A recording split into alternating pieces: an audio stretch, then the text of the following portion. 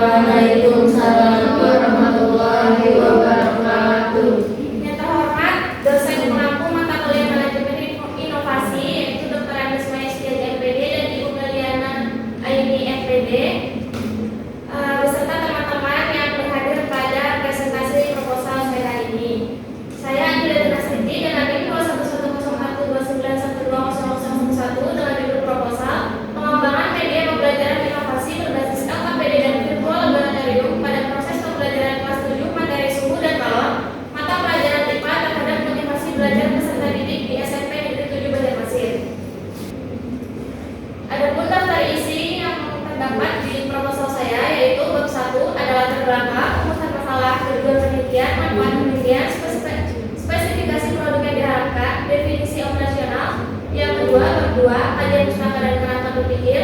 Bab 3, model pengembangan, lokasi dasar penelitian, teknik sampling, instrumen penelitian, teknik analisis data, dan terakhir teknik pengumpulan data. Yang melatar belakangi saya sehingga membuat proposal ini adalah seperti yang terlihat, proses pembelajaran suhu dan balon seringkali dihadapi dengan tantangan dalam memotivasi peserta didik untuk terlibat aktif dan memahami konsep secara mendalam. Media pembelajaran tradisional yang dominan masih digunakan di beberapa sekolah cenderung kurang menarik dan kurang mampu mengakomodasi gaya belajar di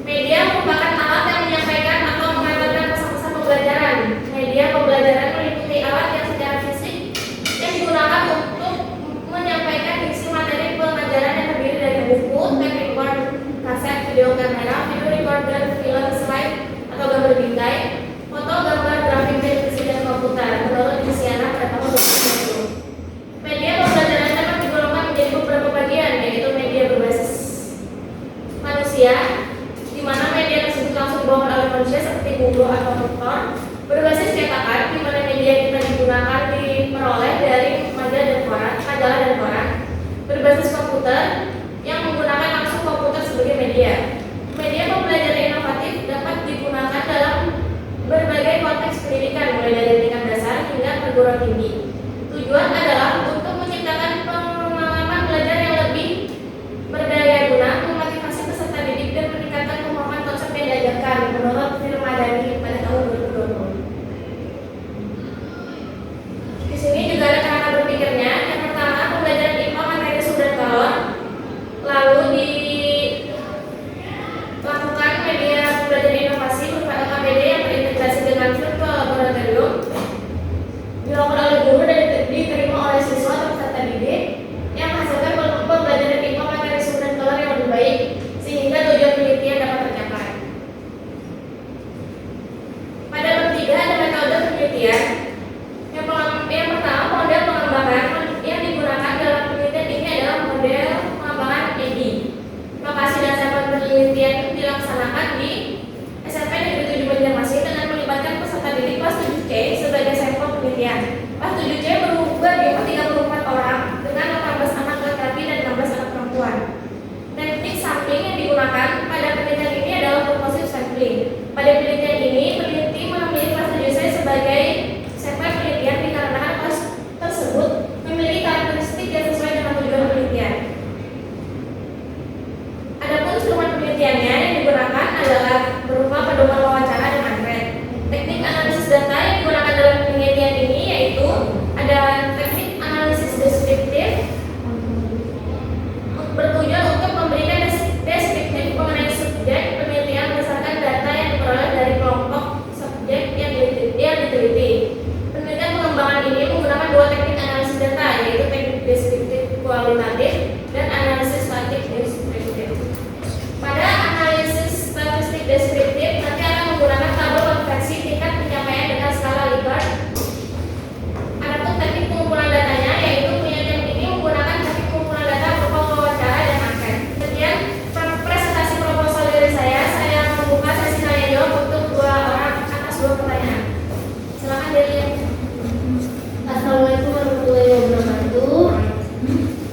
Perkenalkan, nama saya Delia Margarita. Yang saya bertanya pada Anida Nasri, yaitu pada penelitian ini, peneliti itu kan kamu kan menggunakan teknik sampling dan purposive sampling. Nah, bagaimana cara kerjanya? Kenapa kamu pilih teknik itu? Terima kasih pertanyaannya.